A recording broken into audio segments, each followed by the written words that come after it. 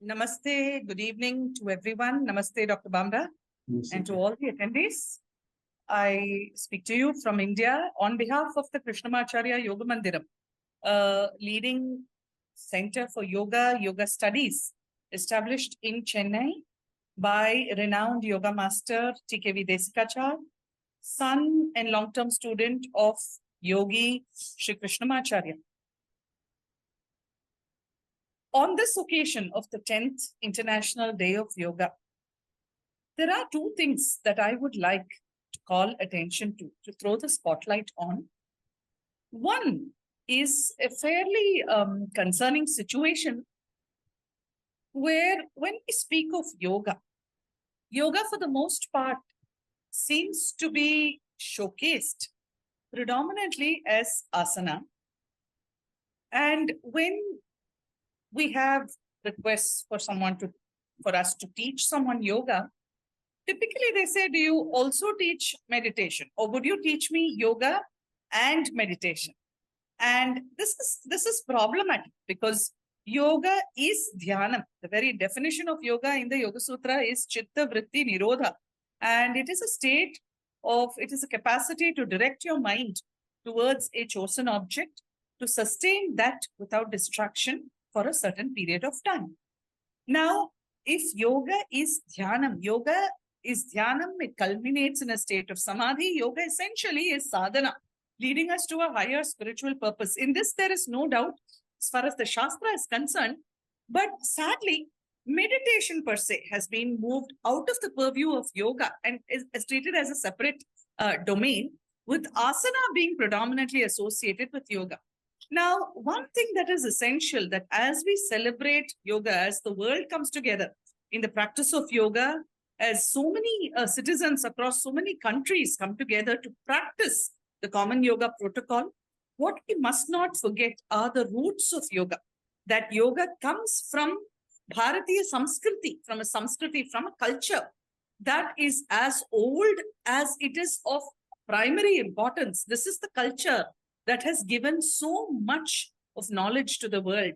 And I think it is time for practitioners across the world, to reclaim yoga as sadhana, to reclaim yoga as coming from traditional Vedic roots, and to speak of this proudly, to speak of this authentically, that while yoga is rooted in the Vedic culture, in its application, in the practice of yoga, there are no limitations to who practices, no barriers by way of gender or caste or community or nationality or race or religion. Because as my teacher would always say, as Shri Krishnamacharya would say, the only eligibility to practice yoga is a commitment, is simply being alive. All you need to do is being able to breathe. And there is a possibility of adapting so many tools. I think we need to move away from this preoccupation with asana, with form. I'm not denying the importance. The asanas are vital. They play tremendous roles of great significance in health and wellness, fitness, flexibility, stamina. All of this is a given. But asana is one of an array of tools, of a bouquet of tools, all of which point or lead us stage by stage to culminate in dhyanam. Eventually, it is dhyanam that is the goal of yoga. And why is this needed? Because I think we are living in a time of tremendous stress, of so much burden, financially, commercially. We see across the world so much too that is a source of worry. And if we are to face up, if we are able to rise up to these challenges, increasing challenges coming from changing environmental scenarios across the world, food has changed, lifestyles have changed, job roles have changed. In such a situation, what can give us the capacity to endure, to go through life's challenges, would be a mind that is able to be rooted in samatva. And we have to move towards that, towards inculcating dhyanam, towards reclaiming sadhana, and to proclaim that the entirety of yoga tools of asana, pranayama, mudra, bandha, nyasam, mantra, japa, and dhyanam, apart from yatra, ahara niyama, vihara niyama, achara, vichara, all of this comes together in the Ashtanga of Patanjali. And it is this that is entirely emergent from Bharatiya Samskriti. And I think it is important to showcase this and to re-establish yoga in its roots, practiced in India or across the world. Secondly, when we are looking at yoga in the Western world, what we are also focusing on, I would say, is a studio culture. Yoga has been equated to being a set of practices for fitness. Like you go to a Pilates class or a Zumba class, people go to a yoga class, and this has funded a multi-billion-dollar industry worldwide. But I think also as we move to the 10th International Day of Yoga, from stopping, just practicing on this day, or from a practice that is so centric on form, if we can explore the functionality of yoga, because yoga, while at the highest level is sadhana, no doubt, are we eligible for the sadhana is another question, because kaivalyam, liberation, these are far goals. Are we yet ready? Is a larger question. This is the question that Sri Krishnamacharya and Sri Desikachar keep at the forefront in their vision. They were of the opinion that when a bare minimum foundation of health and wellness is not available to everyone, where is the question of higher sadhana? And so increasingly, I think there is a need to explore the role of yoga as yoga chikitsa, the application of yoga in the context of therapy. And while many people, many teachers who go through a structured teacher training may label themselves as yoga therapists, I think more formalized training is needed. At the KYM, we have almost a 900-hour teacher training course that is foundation for another 900-hour therapist training course. So this is an intense study where we are attempting to understand how the tools of yoga can be offered to anyone. That the tool, the adaptation of the tools based on the place of residence, based on time of practice, based on profession, based on status in their life, where they are in their lives. What is the desire of the practitioner? What are the aspirations? What is the capacity of the practitioner? When you factor all of this in, you see that yoga applied as therapy has very, very far-reaching implications. Let me just quickly tell you why this is so. Because I think we have been through several threats. One is the prevalence of lifestyle-induced disorders, diabetes, hypertension, metabolic disorders, respiratory disorders. All of this is known.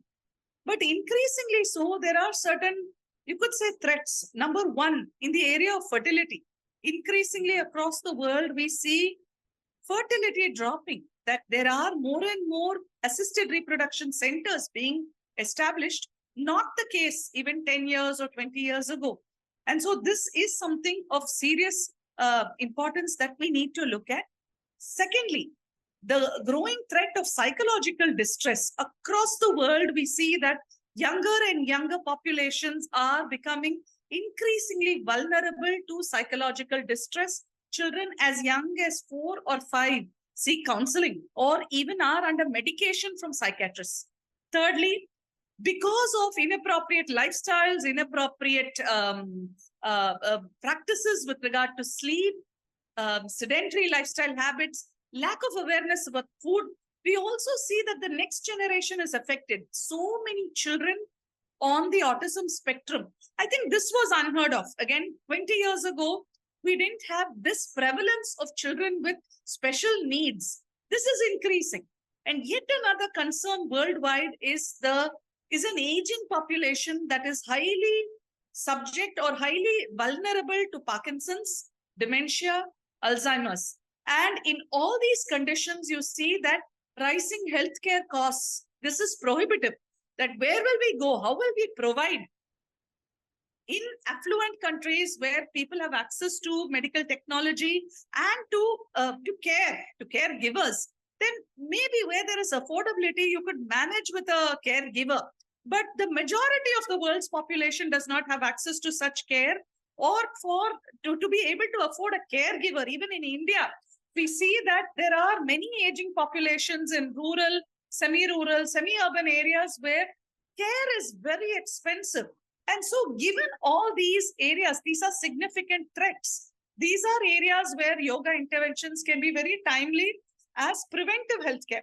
You can preempt such conditions. And even when there is a propensity for such conditions, I think yoga integrated approaches within the healthcare setup, if there is a dialogue between the medical fraternity and yoga and Ayurveda practitioners, then so much can be given where you center the care seeker at the crux of interventions. Because in the absence of such individual and collective wellness, then I think, all that we celebrate in the name of yoga and yoga practices is redundant if that practice of yoga cannot bestow on practitioners that fundamental holistic wellness at a physiological and psychological level. And therefore, I think that going ahead, this should be the dialogue, this should be the narrative of how we can integrate approaches rather than the medical fraternity setting us apart as, fraudulent or even quackery. This is not the case. Yoga is solidly rooted in knowledge. It is not quackery. There is a science behind how the tools are applied. And when interventions are done in such an integrated manner, tremendous possibilities for health and wellness are there. I myself have I've collaborated with senior Vaidyas in Ayurvedic Vaidyas, and we have seen great results through the pandemic, through the COVID pandemic. We've seen tremendous results. And this remains the case in the Krishnamacharya Yoga Mandiram, which is a very leading center of yoga therapy, where we see upwards of 20,000 care seekers year on year. All of these care seekers are met one-on-one. And I have tremendous data points to show the importance of yoga and how yoga needs to be integrated into mainstream healthcare. So with these 2 points, I conclude this, just a summary of some of my thoughts on this IDY, and my gratitude to Dr. Bamra for this platform. Thank you.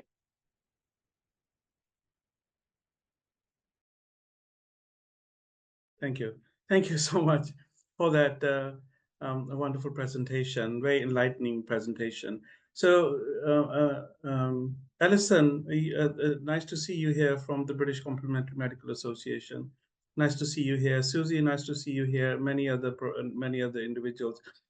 So Susie, we need to bring this sort of thought into our British Complementary Medical Association. So instead of just accepting any old, application that's coming from, some one man band or one woman band, and they're doing this. So, we really need to raise the bar and really look at research on the thoughts, that Nrithya ji has shared with us. She is in charge of one of the most prosperous and leading academic institutions on yoga in India. So I hope at some stage we can talk about this. Susie, you as well in Ireland, yeah, we need to get on this act and raise the bar so that so we really sort of have more deep programs in the future. I know we have with us very patient Dr. Polly Shetty sitting with us, but I'm not going to ask him to come on yet because he's sort of working in India till like 1 o'clock, 2 o'clock. So we'll just have to wait a little bit more while, if you don't mind. So can I please invite Dr. Batra ji? Dr. Batra is Mr. Homeopathy. He is a world authority on homeopathy, based in Bombay. Very delighted that on this occasion, you could join us. So, Dr. Batra, would you just like to share your experience, with the homeopathy and yoga and all the preventative medicine for the next 3 minutes, please? Thank you. Thank you so much, Amarjeet Singh. You call and I come wherever you ask me to come.